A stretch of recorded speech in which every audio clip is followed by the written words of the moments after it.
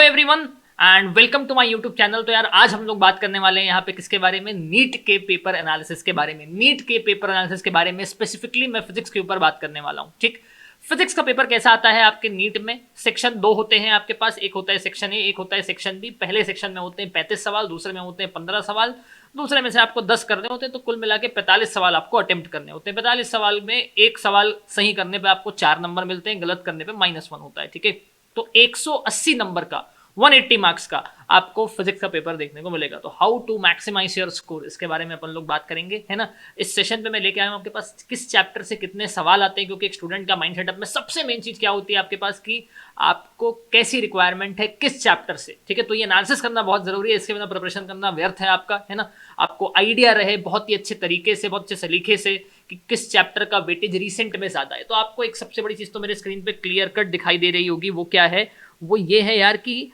भाई 12वीं का जो वेटेज है ना, ये आपके पास 58% था 2022 में। यहाँ पे जो डेटा लिखा हुआ है 2022 का है। ठीक है, तो 12वीं का वेटेज 58% था और 11th का वेटेज जो है वो आपके पास 42% था। मोटा मोटा अगर मैं बात करता हूँ तो नीट के पेपर में एक्सपेक्टेंसी ऐसी होती है कि 55% मैं 12th एक्सपेक्ट करूंगा, 45% मैं 11th एक्सपेक्ट करूंगा। इन दोनों को मिक्स करके, इन दोनों को बात करके अपने को यहाँ पे ऐसा देखने को मिलेगा। ठीक, अगर मैं तुमसे बात करता हूँ यहाँ पे 11th की, तो 11th में देखिए एक चैप्टर है आपके पास यूनिट एंड डायमेंशन। बहुत ही आसान सा चैप्टर है, बहुत ही छोटा सा चैप्टर है। ठीक है, बहुत ही आसान और बहुत ही छोटा सा चैप्टर है, जो कि आपके पास 3 क्वेश्चन दिया था आपको last time. Unit and dimension को बिल्कुल भी मिस नहीं करना है, कोई भी रॉकेट साइंस नहीं, कोई बड़ा फॉर्मूला नहीं है, कोई भयंकर सा इंटीग्रेशन नहीं करना है, कोई बहुत ज्यादा कैलकुलेशन नहीं करना है। सीधे सीधे सवाल है, 3 सवाल आप कम टाइम पे किल कर सकते हो। चैप्टर साइज वाइज भी बहुत ज्यादा बल्कि नहीं है, ऐसा नहीं कि एकदम बड़ा सा चैप्टर है और क्वेश्चंस कम आ रहे हैं, नहीं।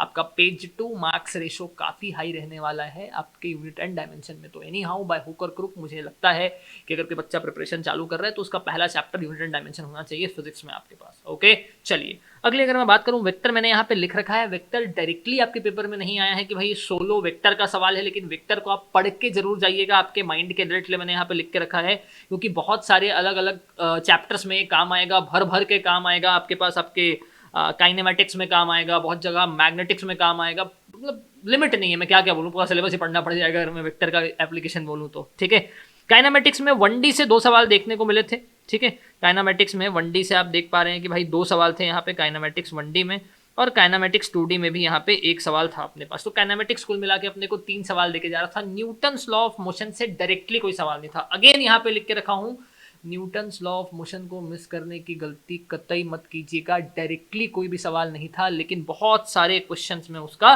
एप्लीकेशन था। ठीक है, वर्क पावर एनर्जी में आप देख पा रहे हैं कि भाई यहाँ पे 2 सवाल आए थे, और दोनों सवाल एक्चुअली इस बार तो पावर से ही आए थे। दोनों सवाल इस बार पावर से ही आए थे। ठीक है, तो प्लीज इस बात का आप ध्यान रखिएगा। ठीक है, सेंटर ऑफ मास से 2 सवाल थे, उसके बाद rotational mechanics, gravitation, elasticity, KTG माने kinetic theory of gases, thermodynamics, SHM, waves और फ्लूइड मैकेनिक्स, इन्होंने भी अपना अपना प्रेजेंस हमको यहाँ पे दिखाया था। ये 11th क्लास की मैं बात कर रहा हूँ आपके पास। तो 11th क्लास में ऐसा हमको देखने को मिल रहा है जो 40 से 42% है। एक आधा क्वेश्चन कोई ऐसा हो सकता है कि कोई बोलेगा सर 11th का पार्ट है कि 12th का पार्ट है। ऐसे एरर मैंने दूसरी तरफ लिख के रखा हुआ है, क्योंकि उसने रेजिस्टेंस का एरर पूछा था, तो डेफिनेटली उसको मैं क्लास 12th के कैटेगरी में काउंट करता हूँ, है ना।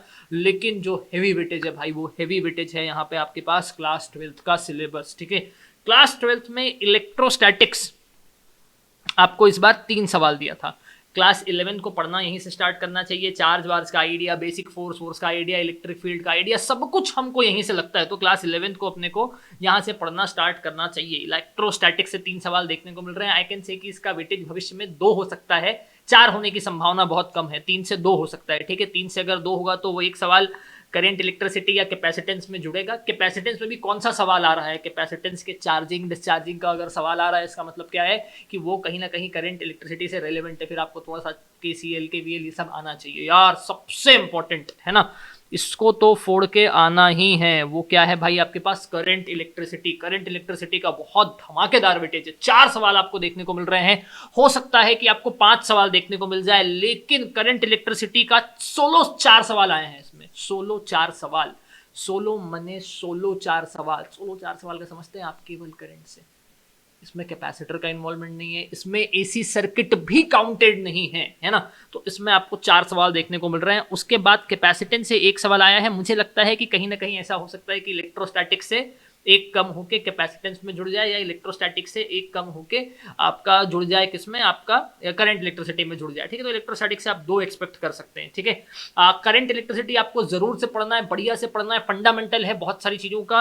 आप यहाँ पे देख सकते हैं डायरेक्ट डिपेंडेंसी एसी सर्किट पे है, क्योंकि एसी सर्किट पढ़ाया जाता है तो दोबारा केसीएल केवीएल वगैरह नहीं पढ़ाया जाता, फेजर डायग्राम वगैरह पे फोकस करते हैं। ऑफकोर्स कंसेप्ट डिफरेंट है एसी सर्किट का, लेकिन जो इसका फाउंडेशन है वो फाउंडेशन आपका करंट इलेक्ट्रिसिटी ही है। अगर आपका करंट इलेक्ट्रिसिटी में कंफर्ट है तो ही आप यहाँ पे अच्छा बना पाएंगे सवाल एसी का। समझ पा रहे हैं आप सब मेरी बात, ठीक है। हाँ, मैग्नेटिज्म की बात करूं अगर मैं, तो देखो मैग्नेटिक इफेक्ट ऑफ करंट जो है, इससे 3 सवाल आए थे, इलेक्ट्रोमैग्नेटिक इंडक्शन से 2 सवाल आए थे।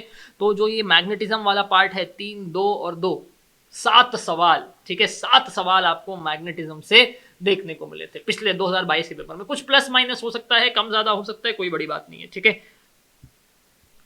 ऑप्टिक्स मैंने यहाँ पे लिख के रखा है, ऑप्टिक्स से आए हैं आपके पास 4 सवाल, 2 रे से 2 वेव से, इस कारण 2+2 लिख के रखा हुआ है, ठीक है। एक बड़ी कातिलाना चीज वो क्या है, आपका ईएम वेव्स, छोटा पैकेट बड़ा धमाका, 10 से 12 पेज का नोट्स, 20 सवाल और आपको मिलेंगे सीधा नीट के पेपर में 8 नंबर, ठीक है। तो इसको तो भाई मैं बोलूँगा दोनों हाथ से लूट लो। ये ईएम वेव्स जो आपको देखने को मिल रहा है ना, इसको तो आप डेफिनेटली दोनों हाथ से लूट लो, क्योंकि भाई ये एक आसान सा टॉपिक आपके पास हो सकता है। आप देख रहे हैं कि जब मैं 12वीं का बताना चालू किया हूँ तो आपको पूरा अपने आप हाईलाइट हो गया है ना, क्योंकि सब हेवी वेटेज है, ठीक है। एटॉमिक स्ट्रक्चर, डुअल नेचर और न्यूक्लियर फिजिक्स, न्यूक्लियर फिजिक्स के अंदर ही मैंने रेडियो एक्टिविटी को काउंट कर लिया है, रेडियो एक्टिविटी से भी एक सवाल आया था, ठीक है। तो भाई ये जो जोन है ना आपके पास, ये वाला जोन है ना, इसको हम कहते हैं मॉडर्न फिजिक्स, इसको हम कहते हैं क्या, मॉडर्न फिजिक्स, ठीक है। और अगर आप देखें मॉडर्न फिजिक्स का वेटेज, तो मॉडर्न फिजिक्स का वेटेज दिखा रहा है 3+2+2 है ना, 7, 8 सवाल आपको मॉडर्न फिजिक्स से देखने को मिले हैं। तो मॉडर्न फिजिक्स को कतई मिस नहीं करना है, ठीक है।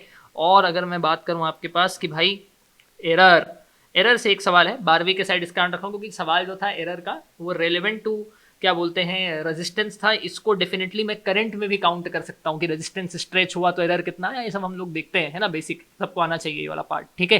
तो ये आपको वेटेज देखने को मिला, आपको दिख रहा है कि कितना ज़्यादा डोमिनेंस है आपके पास क्लास 12th का। तो इसको अपने माइंड में रखिएगा, कहाँ पे आप कमांड ला सकते हैं इसको आप देखिएगा। 11th को निगलेक्ट नहीं करना है कम आते करके, क्योंकि आप देख सकते हैं कि भाई सब अपना अपना अपना अपना कहीं ना कहीं कुछ ना कुछ प्रेजेंस दिखा के गए हैं, और ये सब हमको आना चाहिए, ये सब हमको आना चाहिए, ठीक है। तो ये पेपर यही, ये आपका ये जो वीडियो है, इस वीडियो को बनाने का मेरा एजेंडा इतना ज़्यादा सिंपल था, ठीक है, कि भाई क्वेश्चंस कहाँ से आते हैं, कहाँ वेटेज लाई करता है नीट का, ठीक है। अगर आपको किसी भी टाइप की प्रिपरेशन स्ट्रैटेजी की नीड है, आपको मटेरियल्स के बारे में जानना है कि सर कौन सा मटेरियल अच्छा हो सकता है नीट का प्रिपरेशन करने के लिए, कौन से बुक को हम लोग पढ़ सकते हैं, देख सकते हैं, तो I am more than happy to make video on those topics, ठीक है।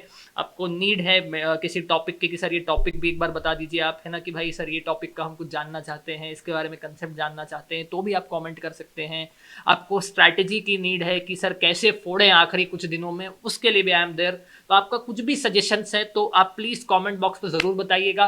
वीडियो कैसा लगा कमेंट बॉक्स में जरूर बताएं, मैं आपको कम वक्त में ज्यादा इंफॉर्मेशन देने की कोशिश इस चैनल पे करता रहूंगा। तो आपको कैसा लगा आप कमेंट बॉक्स में जरूर बताएं, आपके कमेंट का इंतजार रहेगा। लाइक शेयर और सब्सक्राइब करना बिल्कुल ना भूलें, इसे अपना चैनल समझें। Okay, thank you so much, tata bye.